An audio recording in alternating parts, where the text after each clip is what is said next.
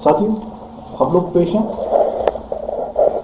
एक नए कॉमिक्स, राज कॉमिक्स विषय के सर्वनायक सर्वयुगम प्रथम खंड है। इसका मल्टी स्टार कॉमिक्स है ये। इसमें जब धरती पर खतरा हो जाता है और उस धरती को बचाने के लिए सारे के सारे जो प्रेजेंट सुपर हीरोज हैं, जिनमें सुपर कमांडर ध्रुव, नागराज, परमाणु, शक्ति, डोगा, तिरंगा आदि, और साथ ही पूर्व युगों के सभी युगों के विकट योद्धाओं को आना पड़ा सारी धरती को बचाने के लिए। ये बहुत ही बढ़िया कॉमिक्स है, इसे हम पढ़ते हैं। सुपर कमांडर ध्रुव का और सभी सुपर हीरोज का सर्वनायक सर्वयुग मेरे साथ है जेसी और मैं हूं मानू। हम दोनों ही इसे नरेट करेंगे। प्रस्तावना। उत्पत्ति सूत्रधार दाशवान आइसलैंड अंडमान ईयर है 1980। चिल्लाता है प्रोफेसर यह एस्ट्रॉइड किसी भी क्षण फटने वाली है। क्या हुआ अनुज, ये भूकंप कैसा? और यह एक एस्टेरॉइड सूर्य की तरह चमक क्यों रहा है? प्रोफेसर, हमें फौरन ये द्वीप खाली करना होगा क्योंकि ये एस्टेरॉइड किसी क्षण फटने वाला है। कबूम, व्रुम, ज़ूम, शपक, फॉल। आर zone area Andaman present time. यह अंततः हजारों वर्षों की प्रतीक्षा के पश्चात मैं पुनः अपनी धरती माता की शरण में आने में सफल हुआ।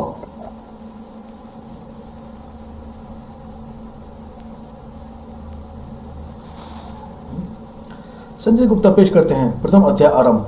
गर्भगृह। सर्वनायक सर्वयुगम प्रथम खंड।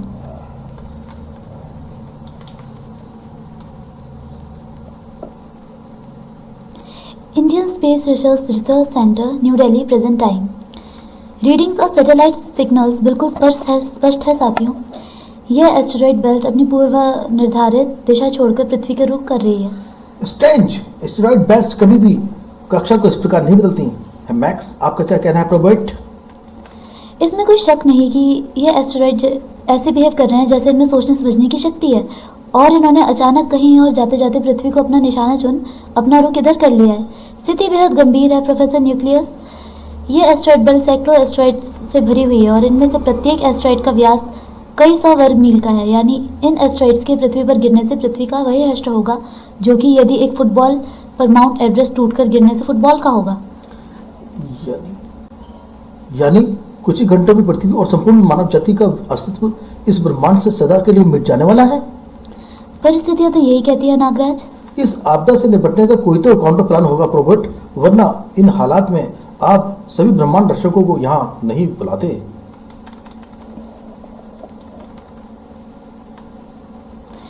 प्लान तो है ध्रुव, पर उसकी सफलता की उम्मीद नहीं है। आपसे प्लान बताइए प्रोबर्ट। पृथ्वी की रक्षा के लिए ब्रह्मांड दर्शक असंभव को भी संभव बना सकते हैं। मुझे पूरा विश्वास था कि आप सब मुझे यही उत्तर देंगे, इसलिए आप लोगों को मैंने यहाँ प्रोजेक्ट गर्भगृह का क्रियान्वित करने के उद्देश्य से बुलाया है। यह प्रोजेक्ट गर्भगृह है क्या प्रोबर्ट? मेरे ख्याल से इसकी जानकारी वो दो शख्स दें जिनके कारण यह प्रोजेक्ट संभव हुआ। कौन है वे दो शख्स? वंडरमैन, परमाणु और शक्ति। परमाणु और शक्ति?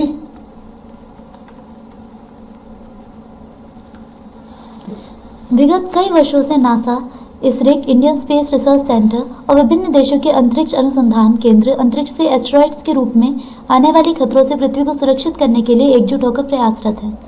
सन 1980 में इसरेक और नासा को पहली बार इस खतरे की विभीषिका का एहसास तब हुआ जब एक बड़ा एस्टेरॉइड अंडमान निकोबार द्वीप समूह पर के द्वाशवान द्वीप पर गिरा। उस समय इसरेक के वैज्ञानिकों की एक टीम उस दशक के सर्वश्रेष्ठ वैज्ञानिक प्रोफेसर इफरत विकराल के साथ दाशवान द्वीप पर भेजी गई। प्रोफेसर इफरत विकराल और उनकी टीम उस एस्टेरॉइड पर परीक्षण कर ही रहे थे कि एक दुर्घटना घटी। एस्टेरॉइड किसी रिएक्टर की तरह ब्लास्ट हो गया। प्रोफेसर और उनकी टीम के साथ साथ दाशवान द्वीप का भी नामोनिशान मिट गया। इसरेक की रेस्क्यू टीम को वहां उस रहस्यमय एस्टेरॉयड के एक कण तक नहीं मिला। जो बात उससे भी अधिक हैरान व परेशान करने वाली थी वो ये थी कि जिस जगह दर्शनदीप स्थित था उसके आसपास का समुद्र हाई रेडियो एक्टिव हो गया। उस जगह को वैज्ञानिक आज भी आर जोन के नाम से जानते हैं। आर जोन की रेडियो एक्टिविटी का लेवल हिरोशिमा और नागासाकी के परमाणु विस्फोटों से भी कई 100 गुना दिखता, पर इस लेवल की रेडियो एक्टिविटी तो पूरे हिंदुस्तान को बर्बाद कर सकती थी, फिर इसका दुष्प्रभाव फैला कैसे नहीं। यही तो सबसे हैरानी की बात थी ध्रुव।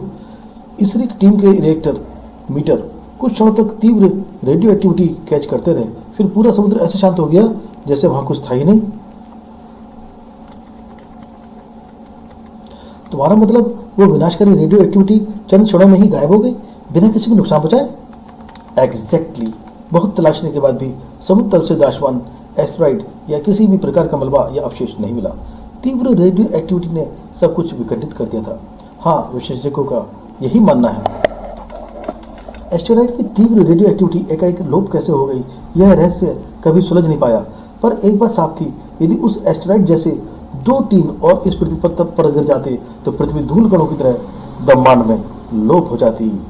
नासा और इसरो ने एकजुट होकर इस समस्या का समाधान तलाशना शुरू किया, जिसमें उनका साथ दिया SATI यानी साइंस एंड टेक्नोलॉजी इंस्टीट्यूट साटी ने।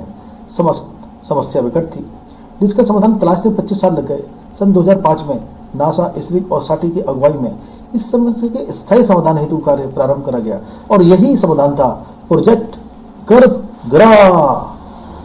इस प्रोजेक्ट के अंतर्गत वैज्ञानिक अर्थ कोर यानी पृथ्वी के गर्भ में एक कृत्रिम पृथ्वी गढ़ने की कोशिश कर रहे थे, ताकि दोबारा कोई रेडियो एक्टिव एस्टेरॉयड पृथ्वी के लिए खतरा बने तो लोगों को इस गर्भगृह में पहुंचाकर सुरक्षित किया जा सके। पर जो रेडियो एक्टिव एस्टेरॉयड पृथ्वी को कणों में विखंडित करने की शक्ति रखती है, उससे भला यह गर्भगृह कैसे सुरक्षित बचेगा? और जो पूरी पृथ्वी के गर्भ क्षेत्र में फैला हो, इतने बड़े गर्भगृह का निर्माण कैसे होगा? जब हम यहाँ प्रवेश कर रहे थे तब प्रोबोट एक फुटबॉल के पहाड़ के नीचे दबने का उदाहरण दे रहे थे। सामान्य स्थिति में रेडियो एक्टिव एस्टेरॉयड के पृथ्वी पर गिरने से पृथ्वी की स्थिति भी उस फुटबॉल जैसी ही होती, पर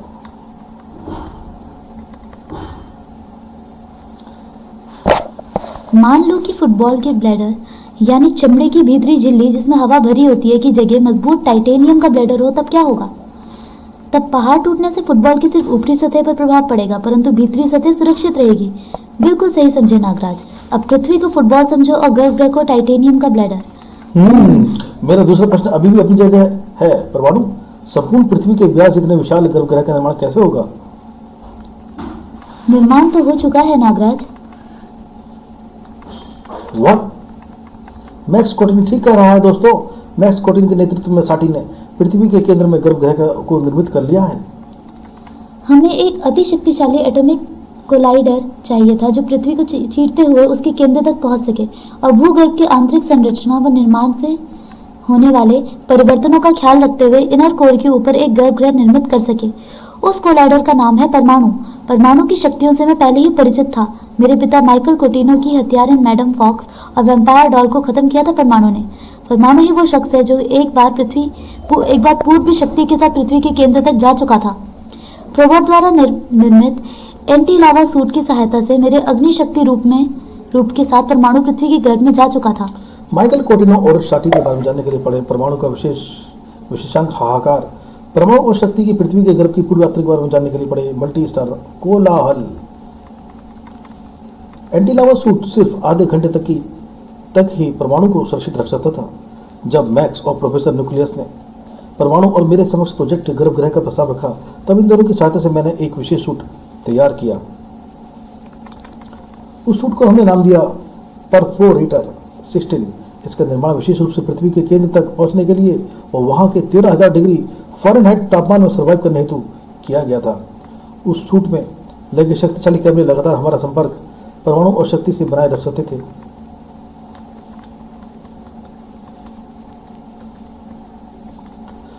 परफोरेटर 16 की सहायता से परमाणु शक्ति के अग्नि शक्ति रूप के साथ अर्थ क्रस्ट और आउटर कोर को भेदते हुए पृथ्वी के इनर कोर यानी गर्भ केंद्र तक पहुंच गया। परमाणु शक्ति यह इनर कोर गर्भ की नींव बनेगी। इनर कोर की नींव पर तुम दोनों को धातु के विशालकाय स्तंभों का निर्माण करना है। अब इसमें दोनों लगे हुए हैं काम में, परमाणु और शक्ति, जो कि संपूर्ण तरल लावा युक्त आउटर कोर में फैले होंगे। यह गर्भगृह का आधार स्तंभ होंगे। मैं अपने ताप से धातु स्तंभ का निर्माण तो कर सकती हूँ, परंतु 11,000 डिग्री का ताप व लावा उन्हें चंद पलों में गला देगा। तो इसमें परमाणु कहता है ऐसा नहीं होगा शक्ति, तुम्हारे धातु निर्मित स्तंभ पर मैं अल्ट्रा कोल्ड एटम्स से बना सुरक्षा आवरण चढ़ाता जाऊंगा, जिसे यह लावा कभी भेद नहीं पाएगा। गर्भगृह नींव निर्माण कार्य शुरू हुआ। शक्ति धातु स्तंभ निर्मित करती गई और परमाणु उन्हें अति शीत अणुओं की सुरक्षा कवच में आवृत करता गया।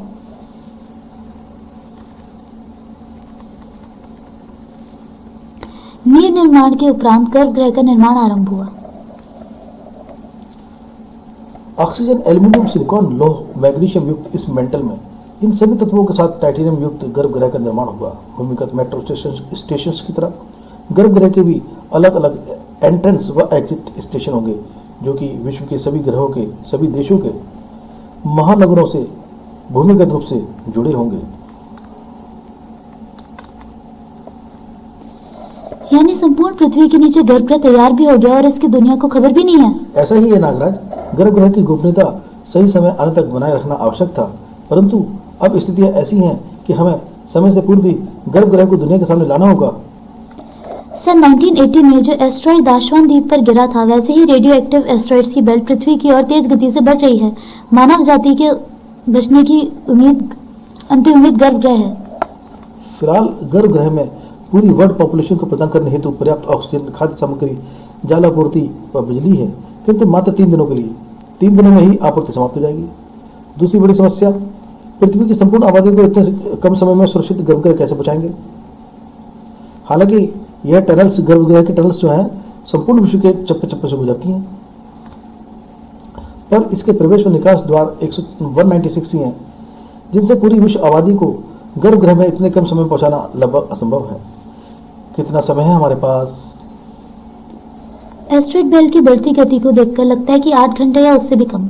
फिर तो हमें बिना कोई क्षण गवाए फौरन बचाव कार्य में जुट जाना चाहिए। क्या संयुक्त राष्ट्र संघ को इस आपदा की खबर है? यह पूरा ऑपरेशन संयुक्त राष्ट्र संघ की निगरानी और नेतृत्व में ही कार्य कर रहा है। आम जनता को इस विभीषिका की खबर नहीं है, क्योंकि इससे पूरे विश्व में पैनिक की स्थिति उत्पन्न हो सकती है। हमें क्राउड कंट्रोल के लिए ब्रह्मांड रक्षकों की आवश्यकता है। हम आपके साथ हैं प्रोफेसर, पर 7 अरब लोगों को क्राउड कंट्रोल करने 7 अरब खरब लोगों का क्राउड कंट्रोल करने के लिए समय सीमा और ब्रह्मांड रक्षकों की संख्या दोनों बहुत कम है।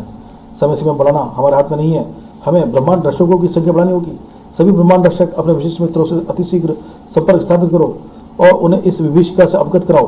प्रोबोट, आप संयुक्त राष्ट्र संघ को सूचित कर आपातकालीन स्थिति की खबर वर्ल्ड मीडिया में जारी कराएं, नागराज कहता है। ताकि जब ब्रह्मांड रक्षकों के नेतृत्व में विशिष्ट शक्तिधारक लोगों को गर्भगृह में पहुंचाने का प्रयास आरंभ करें तो लोग उनका सहयोग करें। इसरो को नासा से प्राप्त सूचना के अनुसार विनाशकारी क्षुद्र ग्रहों से भरी एक पट्टिका चंद घंटों में पृथ्वी पर आक्रमण करने वाली है। आप शांति और संयम बनाए रखें। इस विभीषिका से आप सभी को बचाने के लिए ब्रह्मांड रक्षकों का विस्तृत दल विश्व के प्रत्येक प्राणी तक पहुंचेगा। मानवों को गर्भगृह तक अतिशीघ्र पहुंचाने का कार्य पाताल लोक के सर्पों से बेहतर भला और कौन कर सकता है। हमारी मदद हेतु आने और विस्तृत ब्रह्मांड रक्षक सेना का विशाल हिस्सा बनने के लिए शुक्रिया पाताल सम्राट तक्षक। पृथ्वी को बचाने के लिए हम पहले भी कर्तव्यबद्ध थे और अब भी हैं नागराज। बस हम नहीं चाहते कि हमारे अस्तित्व के रहस्य से मानव जाति अवगत हो। निश्चिंत रहें पाताल सम्राट। मानव यही समझते हैं कि सभी इच्छाधारी नाग मेरे शरीर में वास करने वाले सब सैनिक हैं। पाताल लोक और नागद्वीप का अस्तित्व मानव से पूर्णतः गुप्त रहेगा। विश्व जनता से यह अपील है कि वो इन विस्तृत ब्रह्मांड रक्षकों से भयभीत ना हो और उनके साथ सहयोग करें। विस्तृत ब्रह्मांड रक्षक सेना क्षुद्र ग्रहों की इस विभीषिका से संपूर्ण प्राणी जगत की रक्षा हेतु कटिबद्ध है। मुझे उम्मीद नहीं थी कि आप सभी इतने शॉर्ट नोटिस पर आएंगे और ब्रह्मांड रक्षक दल का हिस्सा बन जाएंगे। इससे पूर्व भी पृथ्वी पर कई विनाशकारी आपदाएं आई हैं ध्रुव, पर तुमने और तुम्हारे मानव साथियों ने सदैव उन आपदाओं से पृथ्वी लोक की रक्षा की है। हम ज्वालालोक वासियों की कभी आवश्यकता नहीं पड़ी, परंतु इस बार स्थिति भिन्न है। मैं सामरी हूँ मैं सामने से सहमत हूं ध्रुव। इस बार समस्या ही इतनी विकट है कि पृथ्वी की समस्त शक्तियों को इसका सामना करने के लिए एकजुट होना होगा। यही कारण है कि यतियों को भी हिमालय के अज्ञातवास से बाहर निकलना पड़ा। पृथ्वी की रक्षा अकेले मानवों का ही नहीं बल्कि हर उस जाति का कर्तव्य है जो इस पर वास करती है। जिंगालू सही कह रहा है ध्रुव। इस विषम परिस्थिति के कारण मुझे भी तुम्हारे मानसिक संपर्क का जवाब देते हुए अपनी योग साधना भंग कर पृथ्वी की रक्षा के लिए आना पड़ा। मुझे पूरा यकीन है कि आप सबकी सम्मिलित शक्ति के साथ हम समय रहते ही विश्व आबादी को सुरक्षित और गर्भगृह में पहुंचाने में के मिशन में कामयाब हो जाएंगे। कामयाबी तो अवश्य मिलेगी ध्रुव, पर तुम ब्रह्मांड रक्षकों को नहीं बल्कि देवताओं के दूत मसीहा तू वापस आ गया। पिछली बार तूने और नागराज ने मिलकर देवताओं के आगम की प्रक्रिया खंडित कर दी थी, जिससे मुझे देवताओं के कोप का भाजन बनना पड़ा। परंतु देवताओं ने अपनी परम भक्त मसीहा को एक और मौका दिया है, पापी मानवों का विनाश कर पृथ्वी पर एक नई सृष्टि बसाने का मौका। इस सृष्टि में सिर्फ उनको ही जगह मिलेगी जो मसीहा की शरण में आएंगे, और तुझ जैसे अधर्मी पापियों का विनाश देवता स्वयं करेंगे। हे भगवान, मसीहा ने जैसे अपने हाथ में थमा दंड शूद्र ग्रहों की ओर किया, उनकी गति अचानक से कई गुना बढ़ गई। ऐसे तो कुछ मिनटों में ही ये शूद्र ग्रह पृथ्वी तक पहुंच जाएंगे और पूरी पृथ्वी का विनाश हो जाएगा।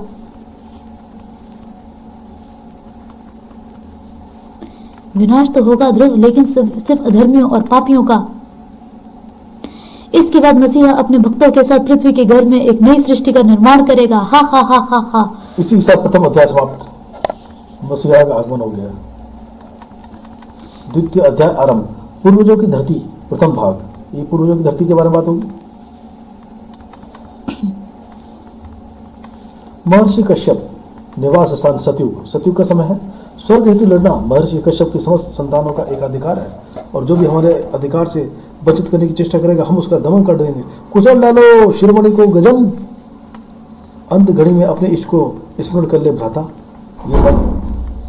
ये पढ़ा है शिरोमणि।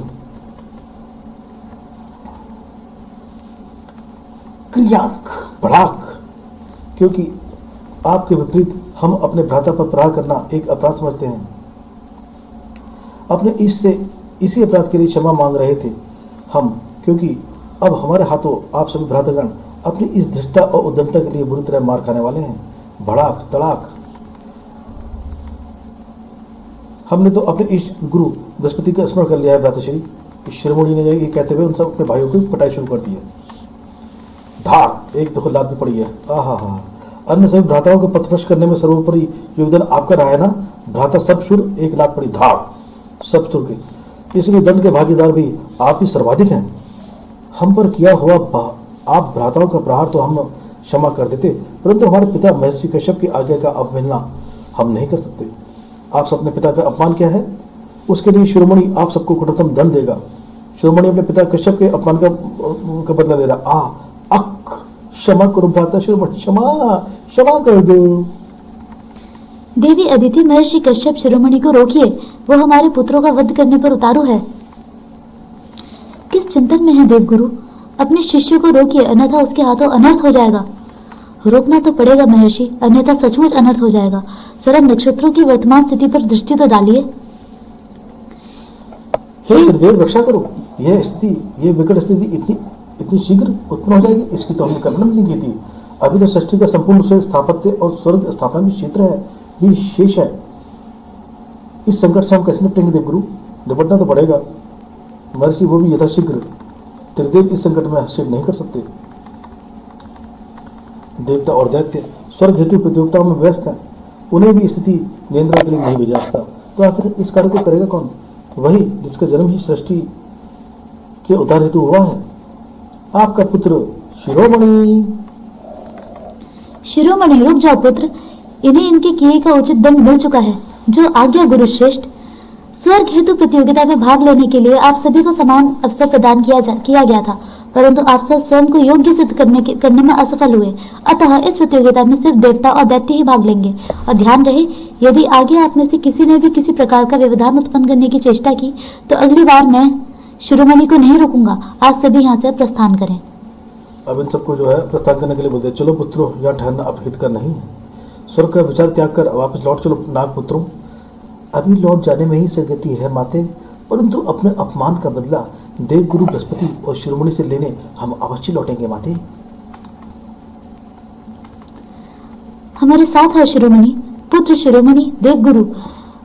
इन्हें मत रोको देव माता अदिति, समय आ गया है कि तुम्हारा पुत्र पूर्वजों की धरती की रक्षा का अपना कर्तव्य निभाए।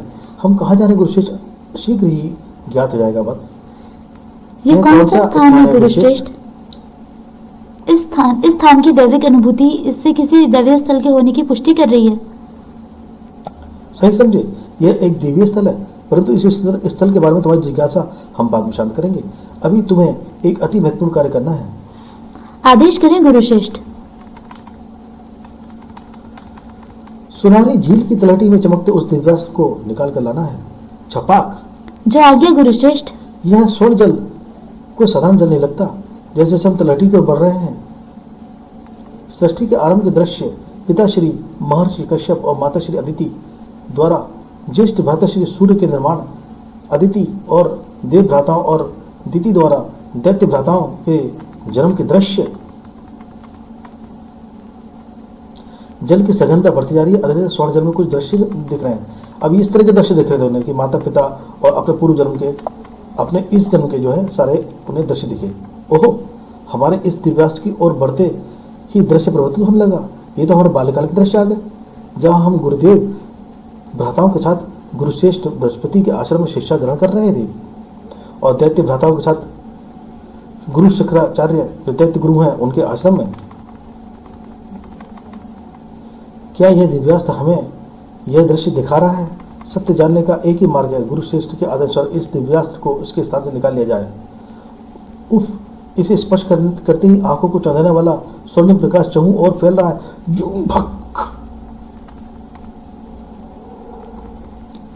इस दिव्यास्त्र को इसके स्थान से पृथक करते ही ये कैसे विचित्र दृश्य हमारे सम्मुख प्रक्षेपित कर रहे हैं, जिनमें हम इस दिव्यास्त्र को उठाए हुए हैं। विचित्र लौह दैत्यों की सेना से युद्ध कर रहे हैं। सत्युग हो या कलयुग, योद्धा धर्म पर अधर्म के वर्चस्व कदापि नहीं देगा। इससे प्रतीत होता है कि जैसे हम सुदूर भविष्य के दृश्य देख रहे हों। हम खुद को योद्धा और इस दिव्यास्त्र को ढक मानगन पुकार रहे हैं। हमारा ढक मानगन आपके यांत्रिक दैत्य और आपके दुष्ट निर्माता की इस लीला को समाप्त करके ही शांत होगा।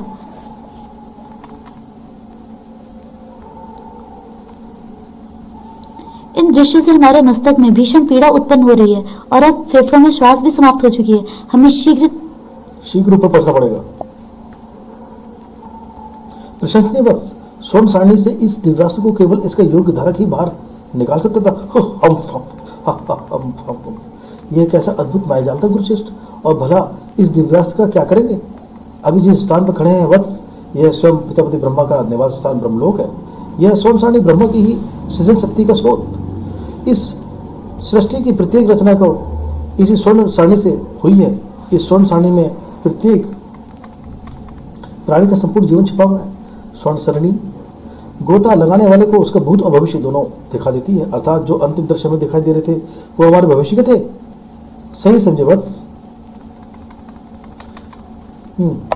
तुम्हारा जन्म एक विशेष उद्देश्य की पूर्ति हेतु हुआ है वत्स। तुम्हारा जन्म सृष्टि के आरंभ के साथ हुआ है, पर तुम भविष्य के योद्धा हो। आने वाले समय में संपूर्ण मानव जाति तुम्हें अदम्य योद्धा के नाम से जानेगी। यह दिव्यास्त्र ढक मानगन तुम्हारे अभेद्य और अभिन्न अस्त्र बनेगा। विधि के विधान अद्भुत हैं वत्स। इस सृष्टि के सुचारू रूप से कार्य करने हेतु यह अति आवश्यक है कि देवता स्वर्ग की स्थापना करें और उद्दंड दैत्यों के बल का दमन करें। परंतु क्या गुरुश्रेष्ठ, क्या आपको भय है कि देव भ्रातागण स्वर्ग हेतु प्रतियोगिता में दैत्य भ्राताओं से परास्त हो जाएंगे? सामान्य परिस्थितियों में ऐसा संभव नहीं था, परंतु यकायक ग्रह नक्षत्रों ने अपनी स्थिति कुछ ऐसी बदली जिसका अंदेशा न सप्तऋषि गण को था और न ही मुझे। यह नक्षत्रों की बदली हुई स्थिति असुरी शक्तियों के बेहद अनुकूल है, जिसका लाभ उठाकर असुरी शक्तियां न सिर्फ तीनों लोकों में अपितु चारों युगों में अपना आधिपत्य स्थापित करने का प्रयास करेंगी। क्या 4 युग? पृथ्वी को उसकी आयु के अनुसार 4 समय कालों में विभाजित किया गया है शिरोमणि। पृथ्वी का यह प्रथम व आरंभ काल है, जिसे सतयुग कहा जाएगा। सतयुग के बाद आरंभ होना आरंभ होगा। त्रेता युग, जो कि पृथ्वी की आयु काल का द्वितीय चरण होगा। त्रेता युग के बाद आएगा द्वापर युग, पृथ्वी की आयु काल का अंतिम चरण होगा कलयुग। सतयुग में सत्य, धर्म और सात्विक शक्तियां शक्तिशाली होंगी। इसके पश्चात प्रत्येक युग में पाप, तामसिक शक्तियां और अधर्म प्रबल होते जाएंगे। कलियुग में अधर्म और असुर शक्तियों का प्राबल्य अपने चरम पर होगा और सत्य समेत धर्म व देव शक्तियां क्षीण व निष्क्रिय हो जाएंगी। हे त्रिदेव, क्या इतनी सुंदर सृष्टि का अंत इतना हृदय विदारक होगा? यही विधि का विधान है वत्स। कलयुग में तो असुर शक्तियां सर्वशक्तिशाली हैं ही। यह सर्वशक्तिशाली असुरी शक्तियां शेष तीनों युगों में पहुंचकर धर्म और सत्य का नाश करने का प्रयास कर रही हैं। चूंकि सतयुग के इस चरण में देवता स्वयं ही अपरिपक्व हैं, ये भविष्य की असुरी शक्तियों के लिए सर्वोत्तम अवसर है कि देवताओं को परास्त कर स्वर्ग हेतु प्रतियोगिता में दैत्यों को विजयी करवा सकें, ताकि स्वर्ग की स्थापना देवताओं द्वारा नहीं दैत्यों द्वारा हो। यदि ऐसा हो गया तो सतयुग से कलयुग तक अधर्म और असुरी शक्तियों का ही वर्चस्व होगा। एक ही मार्ग है और वो मार्ग असुरी शक्तियों को इस कुचेष्टा को विफल करने का कोई तो मार्ग होगा। एक ही मार्ग है और वो मार्ग है तुम हो योद्धा। हम हाँ योद्धा। सभी देवतागण स्वर्ग हेतु प्रतियोगिता में व्यस्त हैं। ऐसे पृथ्वी रक्षा का दायित्व तुम्हारा ही है। वक्त हम वचन देते हैं गुरु श्रेष्ठ, मात्र सतयुग ही नहीं अपितु प्रत्येक युग से असुरी शक्तियों का सर्वनाश करेंगे हम। हमारा ढकमानगन काल बनकर बरसेगा असुरों पर। आयुष्मान भव वत्स, सर्व विजयी भव। अब हमारी बात ध्यानपूर्वक सुनो वत्स। तुम्हें उस भविष्य की असुरी शक्तियों का बीज रोपित होने से पूर्व ही पृथ्वी लोक पर उत्तर दिशा में स्थित दैत्य गुरु शुक्राचार्य के निवास स्थान शुक्र भूमि पहुंचना होगा।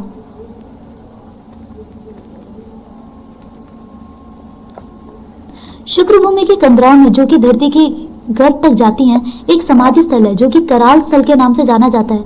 यह कराल स्थल ही उस असुरी शक्तियों की बीजारोपण भूमि का कार्य करेगा। तुम्हें उस कराल स्थल को नष्ट करना है, परंतु यह कार्य अत्यंत दुष्कर है, क्योंकि कराल क्षेत्र पर जो शक्ति तुम्हारे लिए कठिनाई बनकर तपस्यारत है, वो दैत्य गुरु द्वारा आशीर्वाद प्रदत्त व दृढ़ संकल्पित है। दैत्य गुरु शुक्राचार्य का एकमात्र मानव शिष्य, जो कराल स्थल पर चीर साधना में लीन है। शुक्र शिष्य शुक्राल कराल स्थल पर युग जयी समाधि लगाए हुए है। यह तपस्या साधकों को चारों युगों तक अजर अमर व अविजयी बना सकती है। कराल स्थल को नष्ट करने के लिए शुक्राल को समाधि भंग करने की आवश्यकता है। ओम नमो शुक्राय नमः। जय गुरु श्रेष्ठ।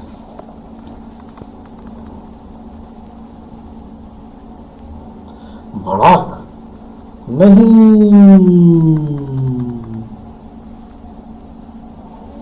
ओ, इनके शरीर से प्रस्फुटित होता प्रकाश छिन्न भिन्न होकर हमारे शरीर में समा रहा है। क्षमा चाहते हैं श्रीमान शुक्राल, परंतु कुत्सित योजनाओं का विफल होना ही सर्वथा हितकर होता है। असुरी शक्तियों के लाभ हेतु आप जो तपस्या कर रहे थे, वो तो हमने छिन्न कर दी है। अब यदि आपने अपनी तामसिक प्रवृत्ति परवरित नहीं की, तो आपका मस्तिष्क भी हमारे ढकमानगन ऐसे ही छिन्न भिन्न करेगा। तुझे अंदाजा नहीं है मूर्ख कि मेरी काल्य तपस्या भंग करके तूने क्या अनर्थ कर दिया। इसका दंड शुक्राल की तलवार शाकल्य तेरे प्राण हर कर देगी तुझे। ऐसा कोई हथियार नहीं जो ढकमानगन को पार कर योद्धा की छाती तक पहुंच सके। आपका हृदय तोड़ते हुए अत्यंत खेद है हमें, परंतु ये ढकमानगन आपकी अस्थियां तोड़ेगा और तनिक भी खेद नहीं होगा हमको। ड्वेंग, ट्वेंग, टनाक। स्वर्ण सारिणी ने हमें ढाल कमान घन के अद्भुत रूप वाले हमारे दिव्यास्त्र ढकमानगन की विशेषता का बोध पहले ही करा दिया है। Taung, Taung, टनाक। तेरे ढकमानगन की औकात इतनी अधिक भी नहीं कि शुक्राल की ढाल शिलाका को भेद सके।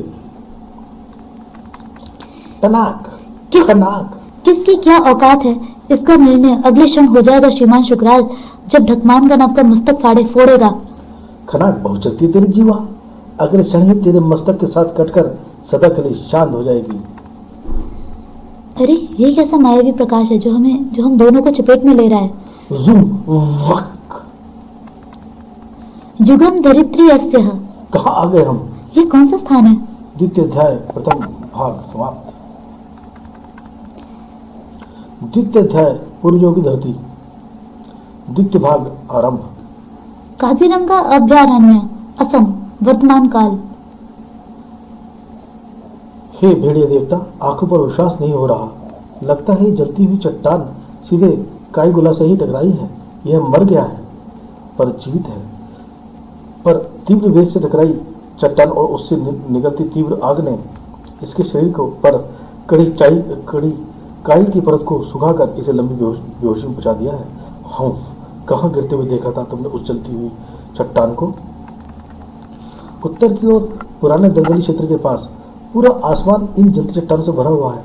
यदि चट्टानें वन क्षेत्र में गिरी तो दावानल का रूप लेकर चंद मिनटों में ही पूरे जंगल को खाक कर देगी। हमें इन्हें वन क्षेत्र पर गिरने से रोकना होगा।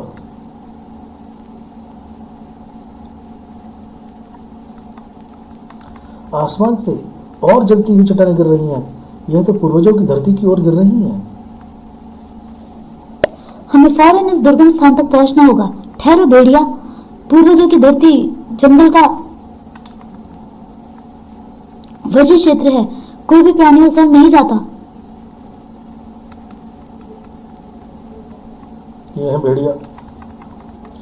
फूजो, बाबा ने मुझे इस क्षेत्र के बारे में बताया था, पर वर्जित क्षेत्र पर जाने के अलावा कोई उपाय नहीं है। यदि इस क्षेत्र के वन में जलती चट्टानों की आग पकड़ ली तो पूरे जंगल में आग फैल जाएगी। ये जलती चट्टानें आग में भेड़िया मुख सुरक्षा चिन्ह नष्ट कर दिया है। ओह,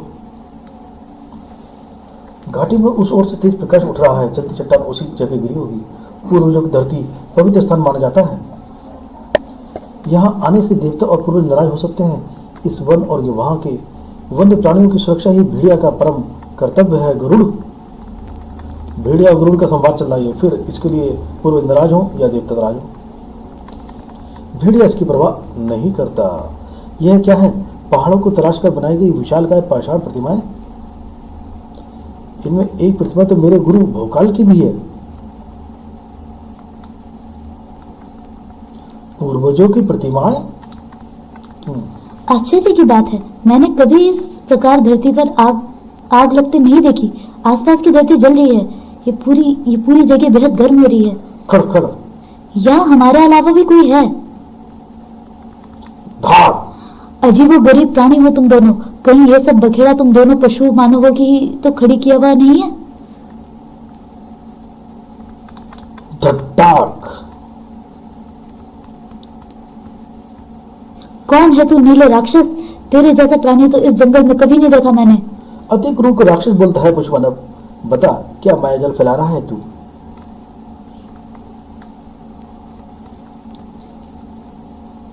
तब से अपने ही चला जा रहा है। पहले तुझे सुनने वाली स्थिति में लाना होगा।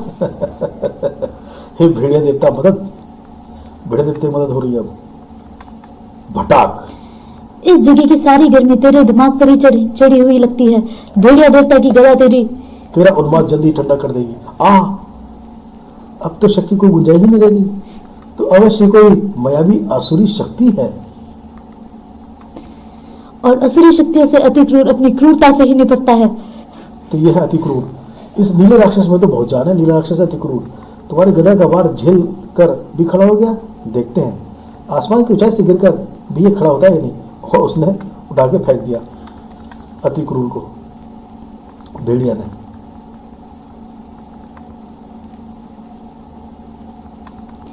मेरी जादुई किरणें अति क्रूर को धरती पर गिरने से पहले ही थाम लेंगी। अपने मित्र का बाल भी नहीं बाका होने देगा शैतान। अब शैतान आ गया अति क्रूर की रक्षा करने।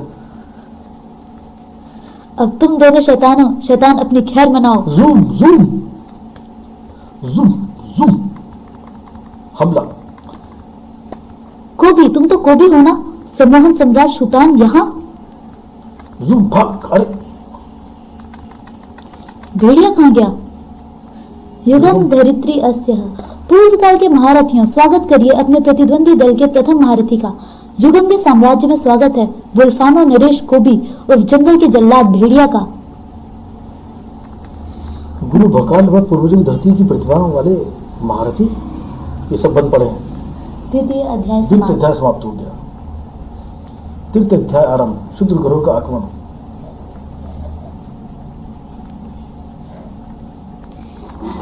लोगों को गर्भ पहुंचाने में एक यही बड़ी समस्या है। दुनिया भर के पागल खाने भी खाली कराने पड़ रहे हैं और तुझ जैसे अंदर पागल आजाद होकर उपात जा रहे हैं।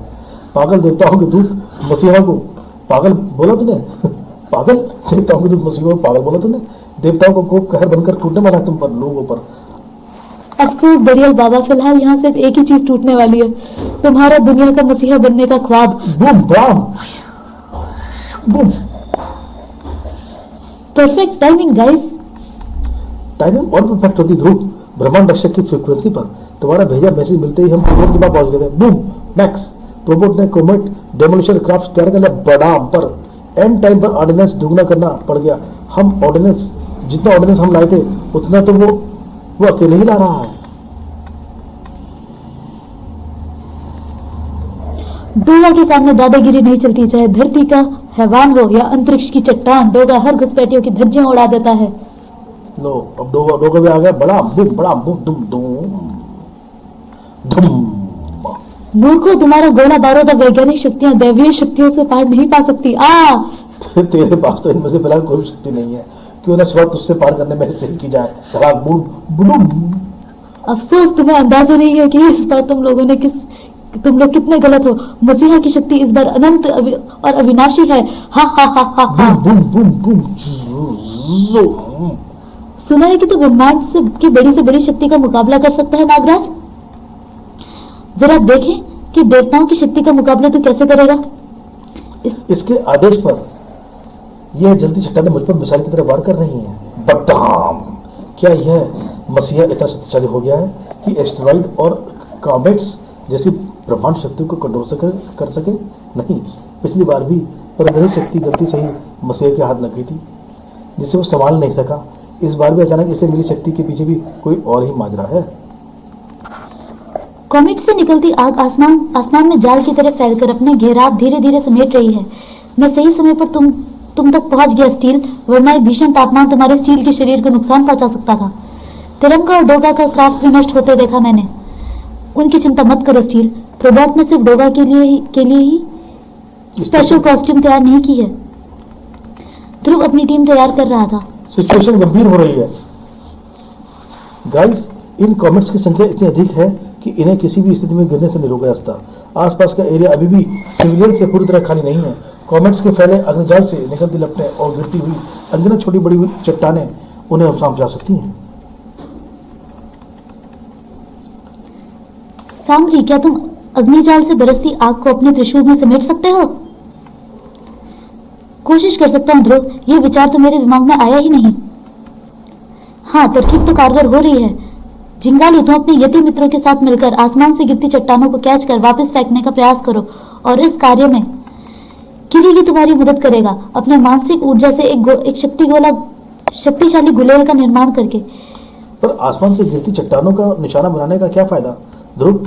हम जितनी चट्टान नष्ट करेंगे उतनी ही और पैदा हो जाएंगी। किरीगी, आसमान से गिरती चट्टानें दो चरणों में ही कार्य कर रही हैं। सबसे ऊपर की ओर विशालकाय क्षुद्र ग्रह यानी एस्ट्रॉइड हैं, जिनसे छोटी जलती उल्काएं यानी कॉमेट्स अलग होकर नीचे गिर रही हैं।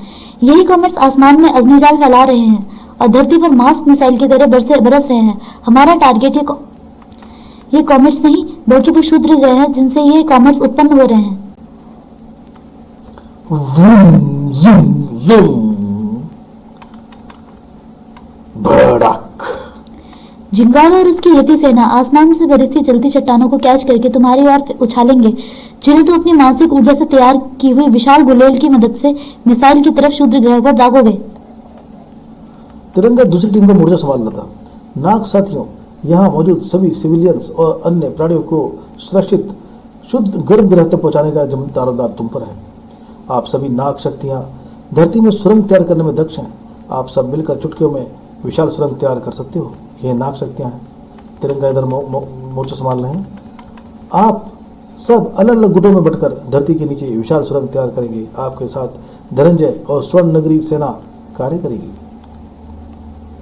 धनंजय, जैसे जैसे अच्छे नाग सेना सुरंग तैयार करती जाएगी, तुम्हारी सेना अपने उन्नत विज्ञान की सहायता से इन सुरंगों से गर्भगृह की टनल्स को जोड़ने वाली विशालकाय लिफ्ट तैयार करेंगी। जिनमें विश्व आबादी को गर्भगृह तक शीघ्रतापूर्वक पहुंचाया जा सके। ओके तिरंगा।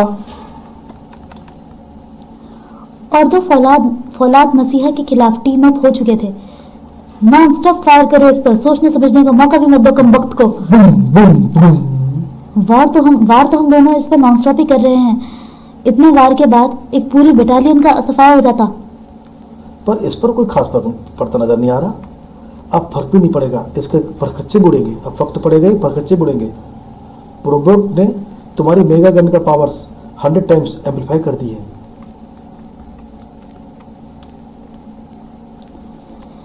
नॉट फेयर, मुझे भी ये वाली मेगा गन चाहिए थी। Boom boom boom.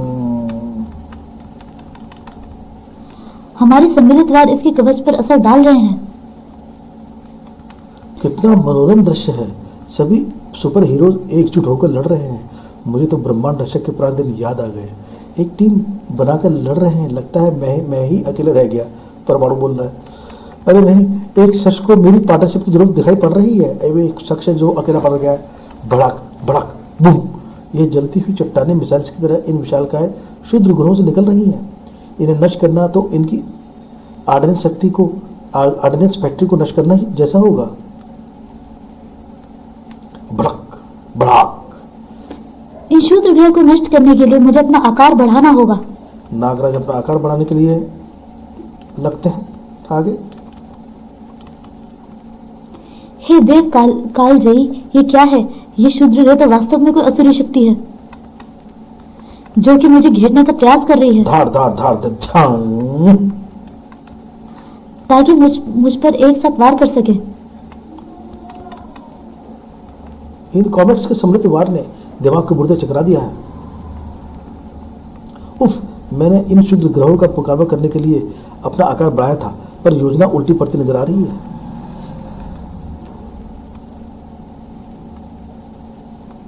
इतने कॉमेट्स को नष्ट करने के बाद भी कोई ना कोई कॉमेट मुझसे टकरा ही रहा है।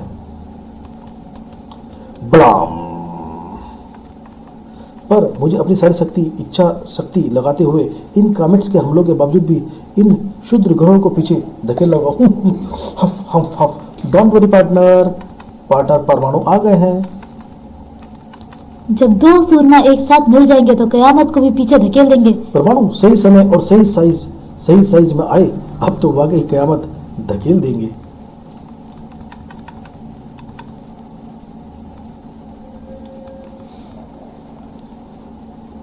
मॉलिक्यूलर एक्सपेंशन के साथ यही दिक्कत है।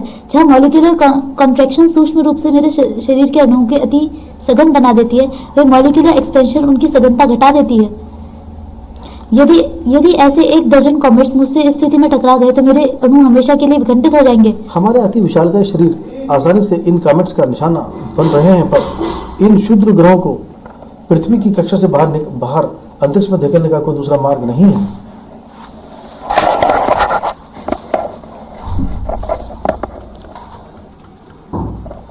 इन कॉमेट ब्लास्ट को झेलना ही पड़ेगा। ऐसे सिचुएशंस में कोई ना कोई सुपर हीरो सरप्राइज एंट्री मारकर सिचुएशन संभाल लेता है, पर इस बार लगता है कोई सुपर हीरो आने वाला नहीं है। तुम पुरुषों के साथ यही प्रॉब्लम है, मेल फ्री डोमिनेशन से ग्रस्त रहते हो।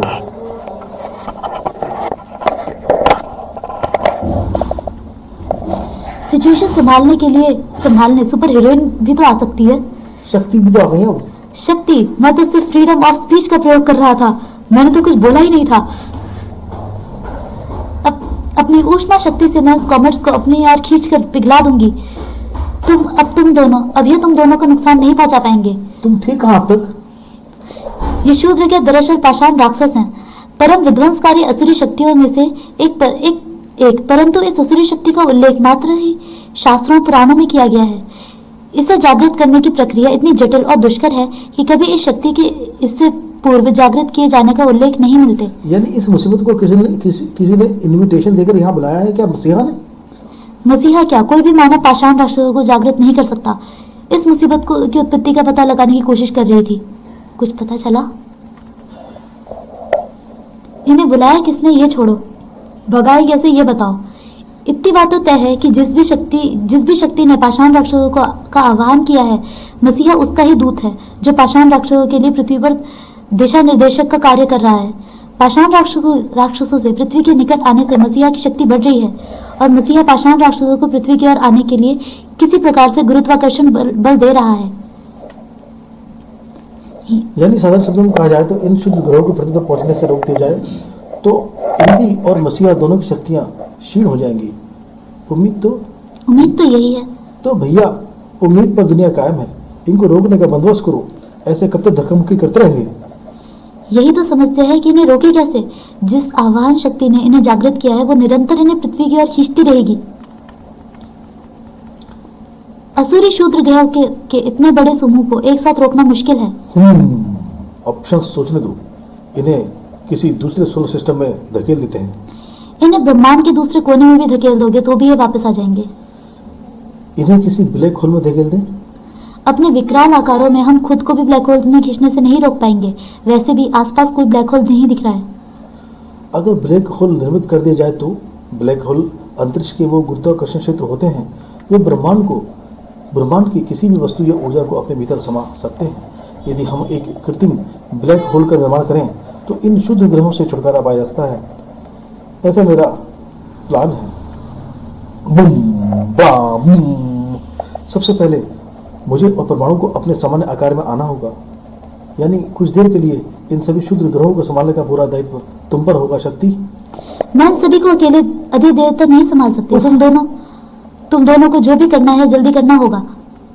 मैं अपनी मानसिक ऊर्जा से एक कृत्रिम गुरुत्वाकर्षण क्षेत्र यानी ब्लैक होल निर्मित करने की कोशिश करूंगा, परंतु संपूर्ण मानसिक ऊर्जा लगाने पर भी इतना बड़ा ब्लैक होल बना पाना मुश्किल है जो सभी शुद्ध ग्रहों को खुद में संभाले। ब्लैक होल को इन सभी शुद्ध ग्रहों को खुद में समाने लायक बड़ा बनाने में परमाणु की चेन ऑटोमिक रिएक्शन प्रक्रिया कार्य करेगी। बूम बूम दोनों मिलकर जो है एक ब्लैक होल बनाते हैं जो कि आणविक विखंडन की मदद से इस गुरुत्वाकर्षण क्षेत्र का आकार और गुरुत्वाकर्षण दोनों की प्रबल बनाएगी। ये होगा इस प्लान का सबसे मुश्किल हिस्सा क्योंकि मैं इस ब्लैक होल का निर्माण और परमाणु इसका विस्तार करने में लगे हुए हैं। इन शूद्र ग्रह को इस ब्लैक होल की ओर लाने का कार्य अकेले शक्ति को करना होगा क्योंकि ये ब्लैक होल मेरी मानसिक ऊर्जा से निर्मित है। मैं अपनी इच्छा शक्ति से इसके गुरुत्वाकर्षण को हम तीनों को खींचने से रोकने की चेष्टा करूंगा।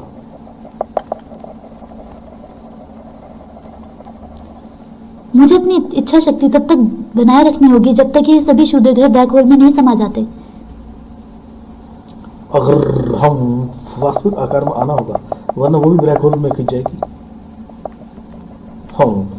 शुद्र ग्रह को खाकर तुम्हारे बना ब्लैक होल की शुद्धता बढ़ रही है नागराज।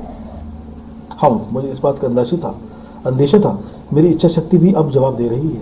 मैं इस ब्लैक होल को और कंट्रोल नहीं कर सकता। ब्लैक होल हम दोनों को निगलने का प्रयास कर रहा है। मैं तुम्हारे प्लान के अंतिम चरण के लिए तैयार हूं नागराज। परमाणु शील्ड एक्टिवेट कर दी उसने परमाणु ने। स्पेस शटल की तर्ज पर हम तीनों के इर्द गिर्द इस परमाणु शील्ड का निर्माण कर दिया है मैंने, पर यह शील्ड 1 मिनट तक ही एक्टिव रहेगी। इतना समय काफी है। हम तीनों की सम्मिलित ऊर्जा इस शटल को ब्लैक होल की विपरीत दिशा में ले जाने के लिए ईंधन का कार्य करेंगी।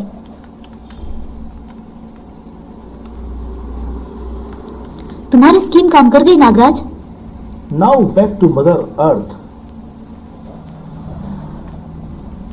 उम्मीद है कि शुद्र ग्रहों के नष्ट होने से मसीहा की शक्तियां भी नष्ट हो गई। बड़ा नहीं, इन निराधमों ने देवताओं का पृथ्वी पर आगमन बाधित कर दिया। मैं महसूस कर सकता हूँ नागराज। इसने देव पाषाणों को अपनी शक्तियुक्त स्याह चित्र में कैद कर दिया है। इसको सुरक्षा कवच टूट रहा है।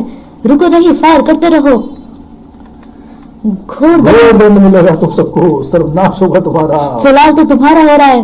बूम बूम आसमान से गिरती सभी जलती चट्टाने को खील कर रख दिया हमने। डोगा, प्रियंका और स्टील ने मसीहा को बंधक बना लिया है। साथ ही स्वर्ण नगरी सेना और इच्छाधारी नाग शक्तियों की सम्मिलित टीम ने विश्व जनसंख्या को सुरक्षित गर्भगृह पहुंचाने का जटिल कार्य पूरा कर लिया है। दुनिया अब सुरक्षित है दोस्तों। हुर्रे! नागराज परमाणु और शक्ति वापस आ रहे हैं। ब्रह्मांड रक्षकों ने एक बार फिर से साबित कर दिया कि एकजुट होकर वो किसी भी कयामत का मुंह मोड़ सकते हैं। रे भक, ये क्या हुआ नागराज? शक्ति और परमाणु एकाएक कहाँ गायब हो गए? ध्रुव, डोगा, स्टील और तिरंगा भी गायब। कहीं ये इस मसीहा की तो कोई चाल नहीं है। हा हा हा हा हा। मैंने कहा था ना अधर्मियों, इस बार देवताओं का क्रोध प्रेरक बनकर टूटेगा तुम सब पर। सुपर हीरोज को उनके किए की सजा तो दी है देवताओं ने। इस दुनिया ने उनका अस्तित्व मिटाने की हमेशा के लिए मिट गया है। नहीं, और अब तुम सबकी बारी है। देवता आ रहे हैं तुम सबको दंड देने। शुद्ध ग्रह फिर पृथ्वी की ओर बढ़ रहा है और लगता है नागराज के साथ ही उसका स्याह छिद्र भी लोप हो गया है, जिसने शुद्ध ग्रहों को बंधक बनाया हुआ था। अब देवता तुम्हें एक पल का भी मौका नहीं देंगे। बूम बलाम बूम। तुम्हें मिलेगी तो सिर्फ मौत। ब्रह्मांड रक्षकों की तरह ही ब्रह्मांड रक्षक विस्तृत दल का भी अस्तित्व भी इस सृष्टि से मिटकर इस पूरी सृष्टि की संरचना बदल देंगे देवता।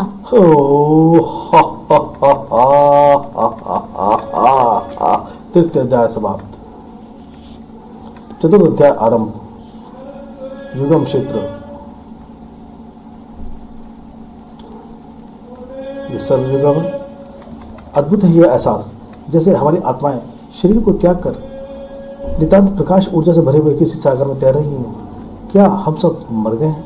क्या यही अंत है ब्रह्मांड रक्षकों का? नहीं, यह अंत नहीं हो सकता। ऐसा लगता है जैसे यह किसी नई शुरुआत का प्रारंभ है। युगम धरती अस्य। युगम धरित्री अस्य। कौन सी जगह है ये? युगम क्षेत्र। ये तो युगम क्षेत्र है। तुम अगर इस एग्जोटिक लोकेशन को पहचानती हो तो हमारे होश से भी जरूर वाकिफ होंगी। युगम। स्वागत है देवी शक्ति, स्वागत है। पश्चात काल के वीरों, अपने मेजबान युगम का अभिनंदन स्वीकार करो। स्वागत करने वाले मेजबान धोखे से अप्रेत नहीं करके मेहमानों को नहीं लाते। आप गलत समझ रहे हैं श्रीमान ध्रुव। ना तो आप लोग अपरत हैं और ना ही मेहमान हैं। आप प्रतिभागी हैं, अपने प्रतिनिधि दल पूर्व काल के वीरों की भांति। अब इन सबको जो है एक तरह से किडनैप भी कर लिया है। इस सबका क्या मतलब है? कौन है ये युगम और ये वीर योद्धा कौन है जिन्हें इसने बंदी बनाया हुआ है? इनमें से मैं भोकाल को तो पहचानता हूँ। भोकाल से मेरा आमना सामना तब हुआ था जब मैं इतिहास के रचे जाल में फंसकर भूतकाल के विकास नगर नामक राज्य में पहुंच गया था, जहाँ का ये रक्षक है। ये सभी पूर्वकाल के रक्षक हैं, बीते हुए युगों के अलग अलग समय काल के सुपर हीरोज। पर ये कैसे संभव है? बीते हुए समय के रक्षक हमारे सामने कैसे हो सकता है? ऐसे सिर्फ युगम ही कर सकता है, क्योंकि युगम खुद देवताओं द्वारा नियुक्त किया हुआ समय और युगों का संचालक है। यानी युगम खुद भी देवता है? नहीं ध्रुव, युगम देवताओं के संचालक शक्ति का प्रतिरूप है, परंतु नियमानुसार युगम का कार्य सिर्फ चारों युगों की निगरानी करना है। ये सृष्टि में घटने वाली हर युग, हर समय काल की घटना का साक्षी मात्र है। इस घटनाओं में हस्तक्षेप करने की अनुमति नहीं है। पर अलग अलग समय काल के संरक्षकों को अपहृत करके इसने अपना नियम भंग किया है।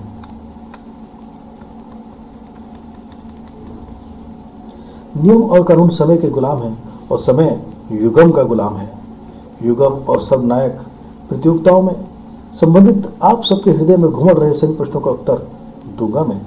पर उससे पूर्व समय आ चुका है कि जब युगम संरक्षक की नहीं, निर्णायक की भूमिका निभाएगा। सब नायक प्रतियोगिताओं के निर्णायक की भूमिका।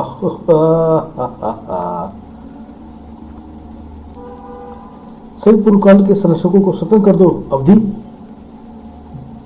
जैसी आज्ञा युग श्रेष्ठ। अब पूर्व काल और पश्चात काल मिलाकर यहाँ आप कुल 15 संरक्षक हैं। लेकिन गिनती में तो हम सब 14 ही हैं। आपके सम्मुख में एक संरक्षक को प्रस्तुत करना भूल गया, जो कुछ समय पूर्व भी यहाँ पधारे हैं। वुल्फानो सम्राट को भी उस जंगल का जल्लाद भेड़िया यहाँ पहुंचते ही श्रीमान भेड़िया ने अपनी गदा लेकर मुझ पर अंधाधुंध वार करने के लिए आतुर हो उठे। इसलिए मजबूरन मेरी सहायिका अवधि को इनकी अवधि रोकनी पड़ी। इसके निर्देश के बिना समय आगे नहीं बढ़ता। प्रत्येक क्षण की संचालिका ही है अवधि। अवधि ने श्रीमान भेड़िया का समय स्थिर कर दिया है, इसलिए वो जड़ हुआ है। भेड़िया जड़ पड़ा है। श्रीमान भेड़िया को पुनः क्रियाशील करो। अवधि चिट। जो आज्ञा गुरुश्रेष्ठ। हम सर तो धुआं गदा मार के। शांत गदाधारी को भी शांत। गुरु भोकाल, आप नागराज, ध्रुव, डोगर, शक्ति, परमाणु, तुम लोग भी यहाँ हो। आप सभी पूर्व काल और पश्चात काल के महारथियों में से कुछ तो एक दूसरे से पूर्व परिचित हैं, परंतु सर्वनायक प्रतियोगिता की ये अनिवार्यता है कि आप सभी महारथी एक दूसरे की शक्तियों और दुर्बलताओं से पूर्णतः अवगत हों, तभी तो प्रतिस्पर्धा बराबरी की होगी। जिस स्थान पर आप सभी खड़े हैं, ये मेरा गढ़ है, मेरा अधिकार क्षेत्र, जो कहलाता है युगम क्षेत्र। और ये रण काल रण के रूप में जाना जाता है, जहाँ कभी देवताओं और असुरों का भीषण संग्राम हुआ था। इस विशाल अखाड़े के चहु और बैठी आकृतियां हैं काल मूर्तियां। यह काल मूर्तियां संसार के प्रत्येक प्राणी के संपूर्ण जीवन काल का विवरण रखती हैं। भूत, वर्तमान और भविष्य सब कुछ काल मूर्तियों में समाया हुआ है। काल मूर्तियां आप सभी महारथियों को सर्वप्रथम एक दूसरे के अस्तित्व और शक्तियों से अवगत कराएंगी।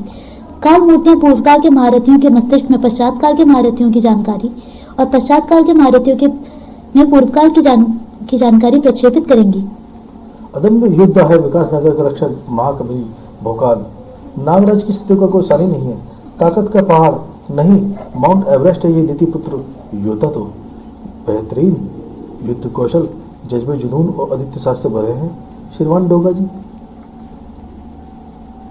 पश्चात काल के समस्त महारथियों में सबसे श्रेष्ठतम हथियार इस लड़के ध्रुव के पास है, एक अपराजयी मस्तिष्क। बेहद रहस्यमयी है अपराजयी सप्त शक्तियों के स्वामी गोजो। हम आप सभी महारथी एक दूसरे की शक्ति और दुर्बलताओं से भलीभांति अवगत हो चुके हैं। अब मैं आप सबको उस उद्देश्य से अवगत कराऊंगा जिसके लिए आप सभी को अपने अपने समय काल से विपरीत परिस्थितियों के मध्य से यहाँ लाया गया है। वो उद्देश्य है सब नायक प्रतियोगिता। अब तो आप सभी जानते हैं कि पृथ्वी के संपूर्ण समय काल को 4 युगों में विभक्त किया गया है, सतयुग, त्रेतायुग, द्वापर युग व कलयुग। श्रीमान दिति पुत्र योद्धा और शुक्र शिष्य शुक्राल सतयुग के महारथी हैं, तो तंत्र योग महर्षि तिलिस्म देव और पंच तत्व शक्तिधारक प्रचंड त्रेतायुग के महाबली भोकाल, अश्व सम्राट अश्वराज और सत्य शक्तिधारक गोजो द्वापर युग के महारथी हैं। नाग सम्राट नागराज, सुपर कमांडो ध्रुव, मुंबई का बाप डोगा, देवी शक्ति, वंडरमैन परमाणु, जंगल का जल्लाद भेड़िया, देवभक्त डिटेक्टिव तिरंगा और फर्ज की मशीन इंस्पेक्टर स्टील कलयुग के संरक्षक हैं। यहाँ आने से पूर्व आप सभी महारथी अपने अपने युग में पृथ्वी की भीषण आपदा से बचने का प्रयास कर रहे थे। अब परंतु आप यह सब नहीं जानते कि इन चारों युगों में पाप और पुण्य शक्ति के बीच का संतुलन पूर्णतः ध्वस्त होने की वजह से पृथ्वी का सर्वनाश होना निश्चित है। चाहे पूर्व काल हो या पश्चात काल, पृथ्वी के संरक्षण किसी भी परिस्थिति में पृथ्वी का अनिष्ट नहीं होने देंगे। यदि तुमने ऐन समय पर छलपूर्वक मुझे अवगत न कर लिया होता तो अब तक उन पाषाण राक्षसों को पंच तत्वों में विलीन कर चुका होता प्रचंडा। बाय द वे, हम लोग अपने समय काल में पाषाण राक्षसों का फुल एंड फाइनल बंदोबस्त करके आए हैं।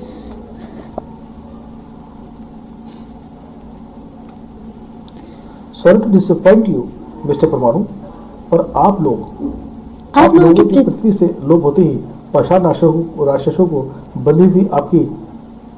को बांधी हुई आपकी सारी शक्तियां भी लोप हो गई हैं। यानी ब्लैक होल से पाषाण राक्षस आजाद हो गए हैं। न सिर्फ आजाद हो गए हैं बल्कि कलयुग में सृष्टि का नाश करने पृथ्वी पहुंच चुके हैं। और ये सब तेरे कारण हुआ है। गलत हैं आप श्रीमान डोगा। यह सब आप मानवों के कारण हुआ है। हिंसा और पाप को आप मानवों ने युगों तक इतना बढ़ावा दिया कि पाप पुण्य रूपी ईश्वर की तुलना ही डगमगा गई।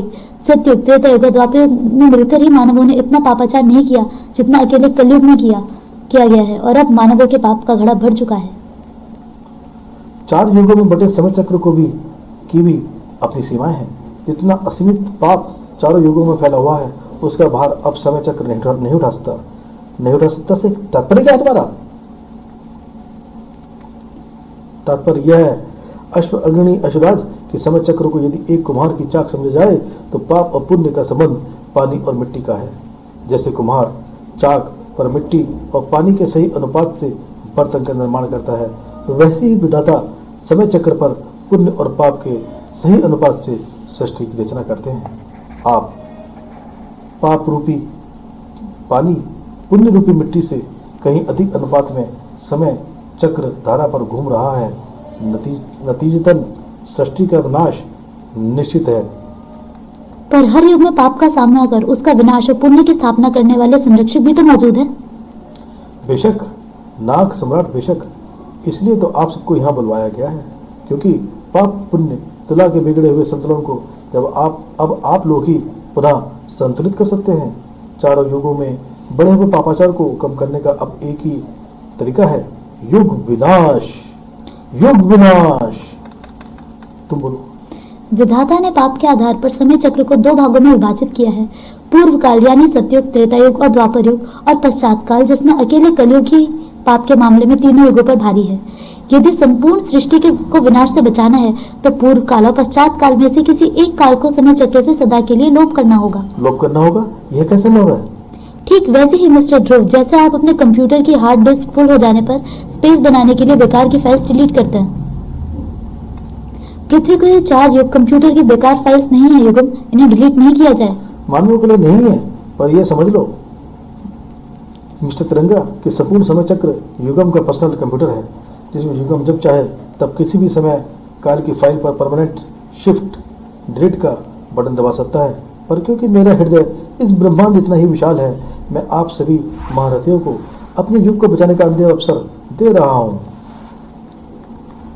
पूर्व काल और पश्चात काल के महारथी दो दलों में विभाजित होकर एक दूसरे से स्पर्धा करेंगे। जो दल जीतेगा उसके युग को अभिधान मिलेगा और हारने वाले योद्धाओं के दल के साथ ही उनके युग का भी सर्वनाश कर दिया जाएगा। यानी यदि हम सर्वन्याय प्रतियोगिता जीते तो कलयुग और कलयुग के संरक्षकों का विनाश होगा? निसंदेह। और यदि हम जीते तो सतयुग, त्रेतायुग और द्वापर युग का? हम ऐसा हरगिज नहीं होने देंगे। और आप लोग इसे कैसे रोकेंगे?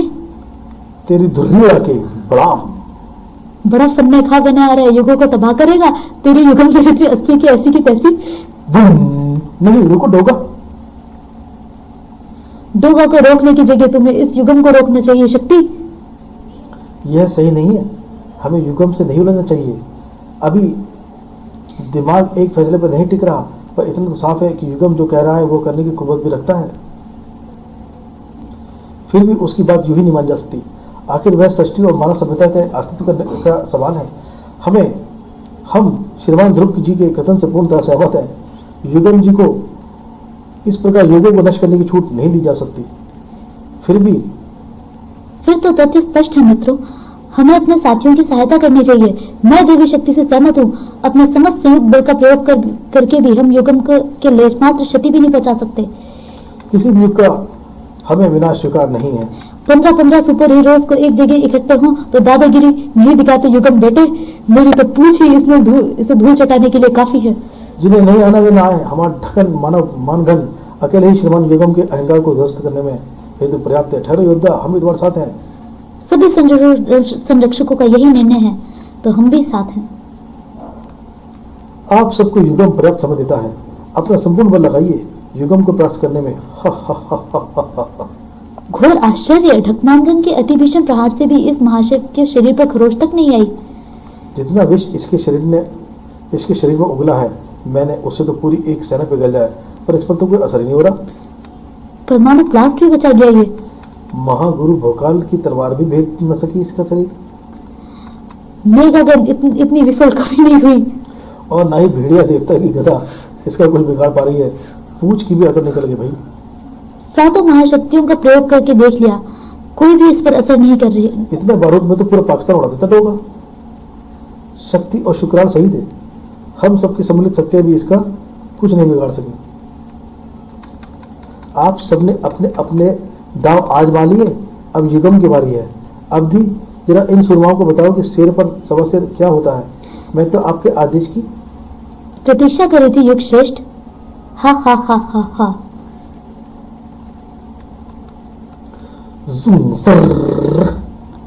ओह, मैं अपना शरीर नहीं हिला पा रहा। मैं जरूरत हो गया।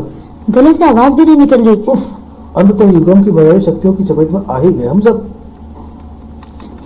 शारीरिक बल का प्रत्येक कतरा लगाकर भी स्वयं को लेश मात्र भी नहीं हिला पा रहे हैं हम। आश्चर्यचकित न हो वीरों, मेरी सहायिका अवधि ने सिर्फ आप सबकी शारीरिक गति स्थिर कर दी है। संपूर्ण ब्रह्मांड की गति अवधि के नियंत्रण में है। इसकी आज्ञा के विरुद्ध ब्रह्मांड में एक कण भी हिल नहीं सकता। यदि अवधि चाहे तो आप सब अनंत काल तक इसी तरह जावत रहोगे। अब आप सब समझ गए होंगे कि आपकी कोई भी शक्ति ऐसी नहीं है जो कि युगों को परास्त कर सके। बस अब किसी भी पल होगा ब्लास्ट। आह, बम बम। यह क्या? असंभव। अवधि की शक्ति को कोई नहीं काट सकता। तुम लोग क्रियाशील कैसे हुए? तुम में से कोई भी अपनी शक्ति का प्रयोग नहीं कर सकता था। गलत युगम। हम में से एक अपनी सबसे बड़ी शक्ति का बेखूबी प्रयोग कर सकता है, जिसके सामने ब्रह्मांड की बड़ी से बड़ी ताकत भी नहीं टिक पाती। सुपर कमांडो ध्रुव का दिमाग। ध्रुव का दिमाग? पर यह कैसे संभव है? इस लड़के के पास मानसिक विस्फोट करने की कोई शक्ति नहीं है, और जड़त अवस्था में तो अपने सिर के बाल भी नहीं हिलाता। ना तो मुझे अपने बाल हिलाने की जरूरत थी, ना ही किसी मानसिक शक्ति की। नागराज ने तुम पर वार करते वक्त अपने सब सैनिक भी छोड़े थे, जिनमें उसके ध्वंसक सर्प भी थे। अवधि ने हम संरक्षकों को जरूरत किया था, पर उन सब सैनिकों को नहीं। बस मैंने नागराज से मानसिक संपर्क बनाकर उसे यह आइडिया दिया, और उसने अपने ध्वंसक सर्पों को मानसिक आदेश देकर अवधि पर ब्लास्ट कर दिया। हाँ, मान गए ध्रुव। ब्रह्मांड का सबसे खतरनाक हथियार दिमाग ही है, पर अवधि की शक्ति से आजाद होकर यह मत समझ लेना कि तुमने युगम को परास्त कर दिया। गौर से देखिए महावीरों, ये सभी दृश्य अलग अलग युगों के आपके कार्य क्षेत्रों के हैं। यदि शीघ्र ही इन पाषाण राक्षसों का दमन नहीं किया गया तो संपूर्ण सृष्टि और प्रत्येक युग का विनाश हो जाएगा। यदि ऐसा है तो तुमने हम सबको यहाँ क्यों रोका हुआ है? क्योंकि विधाता के कार्यों में हस्तक्षेप करने का अधिकार नहीं है मुझे।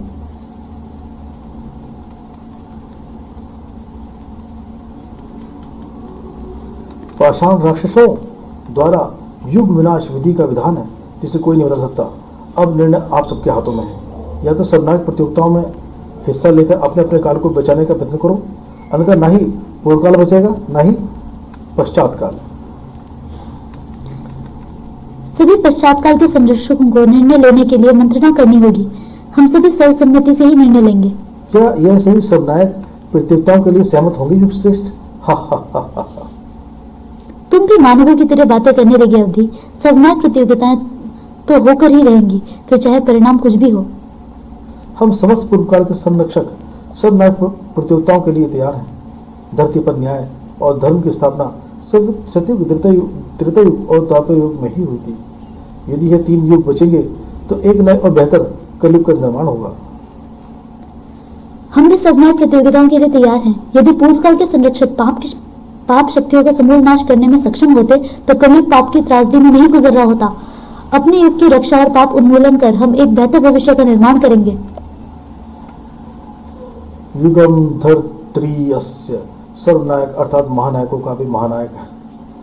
2 दलों में होने वाली यह सर्वनायक प्रतियोगिताएं निर्धारित करेंगी कि आप महानायकों में से कौन सर्वश्रेष्ठ अर्थात सर्वनायक है, क्योंकि अपने युग और सृष्टि की रक्षा सिर्फ सर्वनायक ही कर सकते हैं।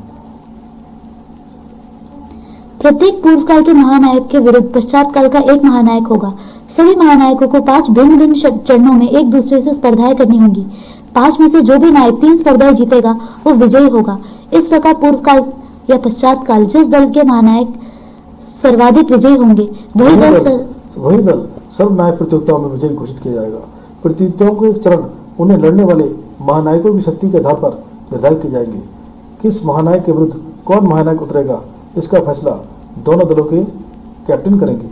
इसलिए सर्वप्रथम आप दोनों दल अपने लिए सर्वसम्मति से कप्तान या अधिपति का चुनाव करें।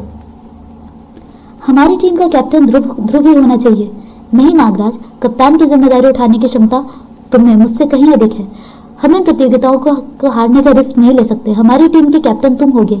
मैं तुम्हारा सलाहकार के रूप में तुम्हारे साथ रहूंगा। हम सब ध्रुव से सहमत हैं।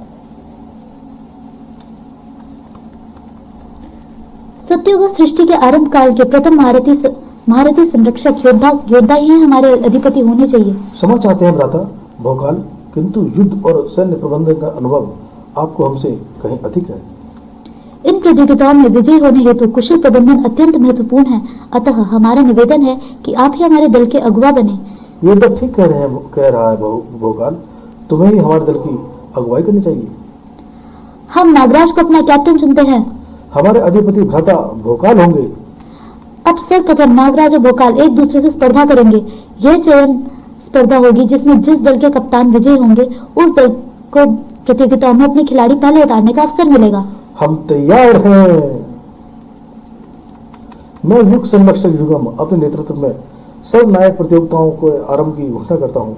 समस्त काल मूर्तियां इन प्रतियोगिताओं की दर्शक होंगी, जो कि समय समय पर अपने पसंदीदा महानायक का उत्साहवर्धन करेंगी। मेरी शुभकामनाएं आप दोनों के साथ हैं। वीरों, ध्यान रखिए, आपके युग का अस्तित्व अब आपके पराक्रम पर निर्भर है। यह युग युद्ध है, एक युग एक युग एक युद्ध। दोनों दलों को उनकी दीर्घा प्रदान की जा रही है, जहां स्थापित दृश्य पटल से वो प्रतिभागियों को स्पर्धा करते हुए देख पाएंगे। प्रतिस्पर्धा स्टार्ट हो रही है। चिट, चलो चुटकी बजा के शुरू करते हैं। और अब वीरों, मैं आपको ले चलता हूं उस स्थान पर जहां आपको चयन स्पर्धा लड़नी है। ये कौन सा स्थान है युगम? हमारे साथी और युगम क्षेत्र कहाँ गए? शायद यही हमें चयन स्पर्धा लड़नी है। सप्त सूर्य आकाश गंगा पर स्वागत है वीरों। और ये सातों सूर्य तब तक तेजस्वी नहीं होंगे। इस आकाश गंगा में 7 सूर्य चमकते हैं, जो कि इस आकाश गंगा के ग्रहों के लिए प्राण ऊर्जा स्रोत हैं। जैसा कि आप देख रहे हैं, इस समय आसमान में 6 निस्तेज सूर्य हैं। जिस स्थान पर आप दोनों खड़े हैं वो 7वां सूर्य है। आप 7वें सूर्य पर खड़े हो। ये अपनी कक्षा से हट गया है। यदि शीघ्र ही इस आकाश गंगा के 7 सूर्य पुनः तेजस्वी नहीं हुए तो इस आकाश गंगा से जीवन का नाश हो जाएगा। और ये सातों सूर्य तब तक तेजस्वी नहीं होंगे जब तक बाकी 6 सूर्यों की भांति अपनी परिधि से भटका हुआ ये 7वां सूर्य भी उनकी सीध में नहीं पहुंच जाता। और ये पुनः अपनी परिधि में पहुंचेगा किस प्रकार? मल्लयुद्ध द्वारा। मल्लयुद्ध द्वारा? आप दोनों एक दूसरे से मल्लयुद्ध करेंगे और एक दूसरे को इस सूर्य की सतह पर पटकेंगे, जिसके वेग से यह पुनः अपनी परिधि में पहुंच जाए। जो अपने प्रतिद्वंदी को अधिक वेग से पटकने देकर सूर्य को पहले परिधि में पहुंचाएगा वो विजयी होगा और उसके दल को अपने खिलाड़ी पहले चुनने का अधिकार मिलेगा। शुभकामनाएं वीरों, द्वंद्व आरंभ किया जाए। कोई उपाय नहीं है नागराज, हमें यह करना ही होगा। मैं तैयार हूँ भोकाल, पर उससे पूर्व मेरा अभिवादन स्वीकार करो। तुम मेरे पूर्वज हो, मेरे आदरणीय हो। तुम भी मेरा अभिवादन स्वीकार करो नागराज। युद्ध से पूर्व प्रतिनिधि का अभिनंदन हमारे युग की परंपरा है। तैयार हो जाइए काल मूर्तियों, द्वंद्व किसी भी क्षण आरंभ होगा। नागराज जीतेगा? नहीं, भोकाल विजयी होगा। Nagraj Nagraj Nagraj, Bhokal Bhokal Bhokal. Come on Nagraj, you are the best. आधा मिनट भी नहीं लगेगा नागराज को इस भोकाल को धूल चढ़ाने में। गो नागराज गो, नागराज नागराज नागराज। भोकाल की प्लेनिंगकारी तलवार के सामने क्षण भी नहीं टिकना मुश्किल है नागराज का। तीनों युगों का गौरव तुम्हारे हाथों में है भोकाल, आगे बढ़ो। विजय श्री भ्राता भोकाल के ही कदमों में कदम चूमेगी। उफ, हृदय गवारा नहीं कर रहा ऐसा करने के लिए, परंतु अन्य कोई मांग नहीं है। क्षमा करना मित्र नागराज, मैं अपने युग के मानवों की रक्षा के लिए कर्तव्यबद्ध हूँ। माफ करना वीर भोकाल, मुझे यह करना ही होगा। जय बाबा गोरखनाथ। जय महागुरु भोकाल। और लगाया दांव। नागराज भोकाल नागराज भोकाल, युगम धर्त्रियस्यः। पृथ्वी वर्तमान काल। यहाँ स्थिति बद से बदतर होती जा रही है प्रोबॉट। मैंने ब्रह्मांड रक्षक फ्रीक्वेंसी से सारी पृथ्वी और उसका ऑर्बिट स्कैन कर लिया है प्रियंका। धरती से सभी ब्रह्मांड रक्षक गायब हो चुके हैं। सामरी और ज्वाला लोकवासियों की ताप शक्ति को पाषाण राक्षसों ने निस्तेज कर दिया और क्रीगी की मानसिक शक्तियां भी पाषाण राक्षसों सामने टिक नहीं सकी। यति सेना, स्वर्ण नगरी वासी और इच्छाधारी नाग भी पाषाण सेना का सामना करने में विफल साबित हो रहे हैं। स्थिति वाकई गंभीर है। एक मारा मुक्का पाषाण में। असली मुसीबत इससे भी बड़ी है प्रबोध। पाषाण राक्षस गर्भ में घुसने की कोशिश कर रहे हैं। पाषाण राक्षस तो गर्भ में घुसने जा रहे हैं। बहुत यदि ऐसा हुआ तो कयामत आ जाएगी। गर्भगृह में बंद लोगों के पास अपने बचाव का कोई साधन नहीं है। वो पाषाण राक्षसों का मुकाबला नहीं कर सकते। वाह रे सीधे, वे धरती फाड़कर गर्भगृह तक पहुंचने वाले हैं। डू समथिंग प्रोवोट। अब कुछ नहीं हो सकता प्रियंका। धरती पर ऐसी कोई शक्ति नहीं है जो इस पाषाण राक्षसों का मुकाबला कर सके। उफ, पूरी धरती भूचाल की तरह हिल रही है। शायद कोई बड़ा भूकंप आ रहा है।